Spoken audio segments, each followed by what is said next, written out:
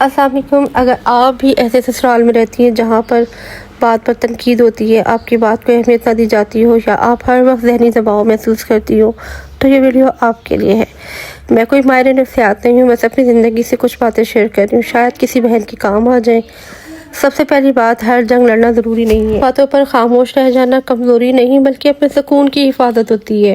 دوسری بات، اپنی خوشی کو صرف دوسروں کے رویے سے مت جوڑیں۔ اگر کوئی آپ کی تعریف نہیں کرتا تو اس کا مطلب یہ نہیں ہے کہ آپ میں کوئی خوبی نہیں ہے۔ تیسری بات، اپنے لیے ضروری وقت نکالیں، چاہے آدھا گھنٹہ واک ہو، ورزش ہو، قرآن کی تلاوت ہو، یا کوئی پسندیدہ مشغلہ۔ جب ہم خود کو وقت دیتے ہیں تو ذہنی طور پر مضبوط ہوتے ہیں۔